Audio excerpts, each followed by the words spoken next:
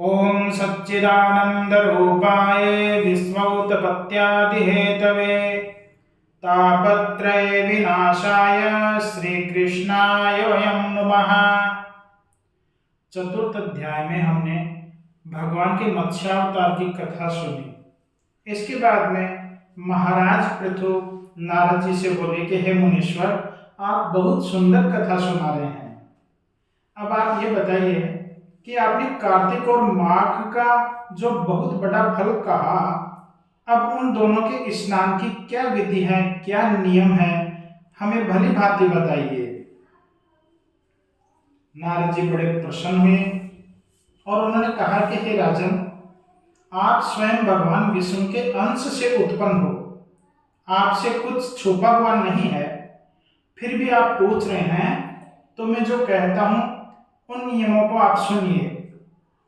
अब ध्यान दीजिए, कार्तिक मास में जो कार्तिक स्नान करते हैं उन लोगों के लिए सुनने का एक बहुत सुंदर ये आख्यान है।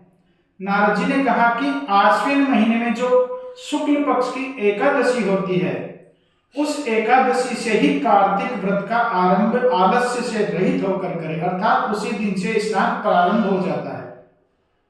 नित्य चतुर्थांश रात्रि रह जाए, अर्थात सूर्योदय से पूर्व प्रतिदिन जल्दी उठे और प्रथम ग्राम से उत्तर दिशा की ओर जल का पात्र लेकर जाए।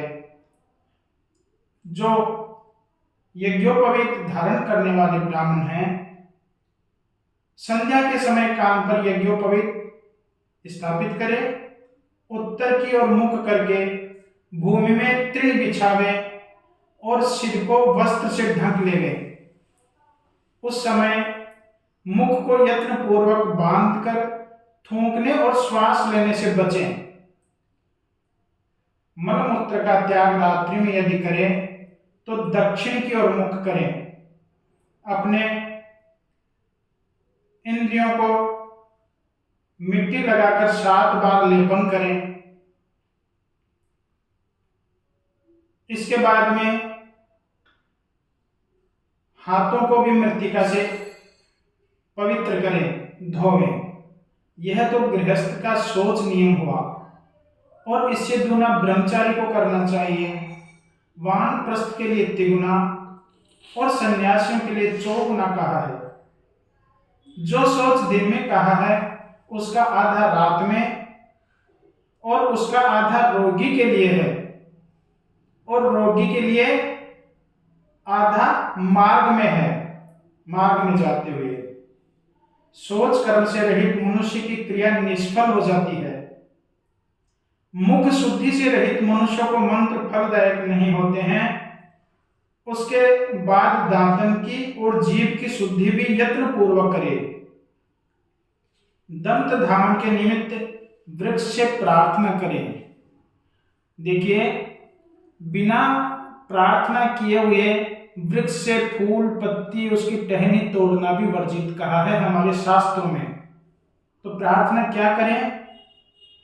आयुर्बलम यशो वर्चः प्रज्ञा पशु वशो निच ब्रह्म प्रज्ञां च मेधां च त्वन्नो देहि वनस्पति।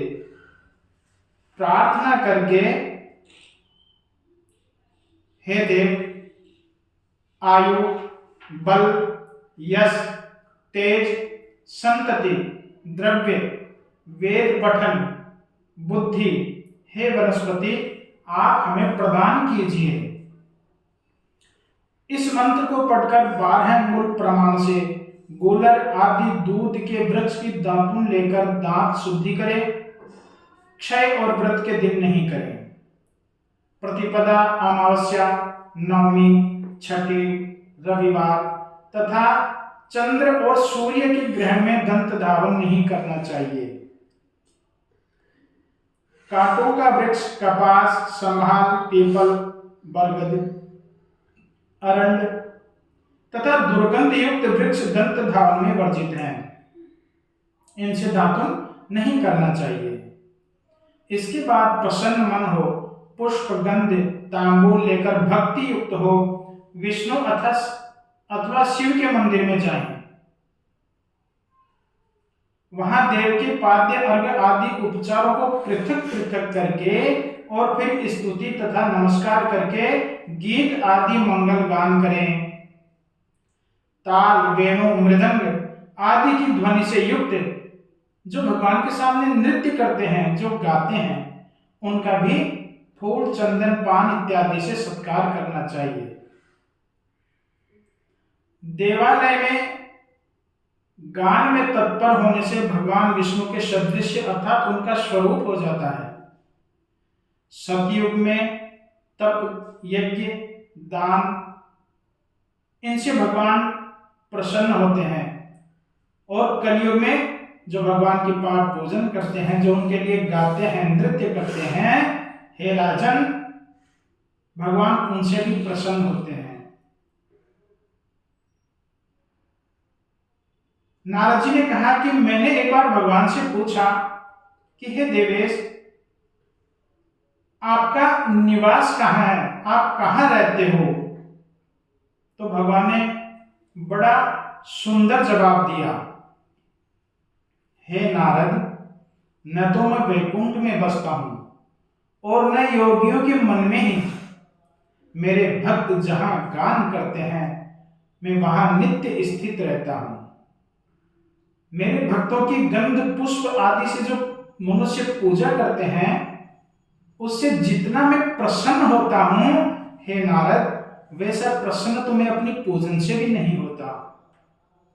मेरे पुराणों की कथा को और मेरे भक्तों का गाना सुनकर जो मूर्ख मनुष्य निंदा करते हैं, वे निश्चय ही मेरे कोप का भाजन बन जाते हैं।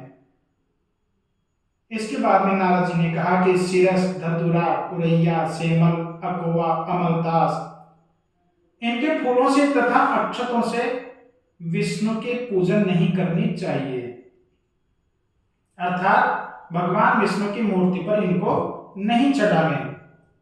गुड़हल, कुंद, सिरस, जूही, चमेली और केतकी के फूलों से भगवान शिव की पूजा नहीं करनी चाहिए।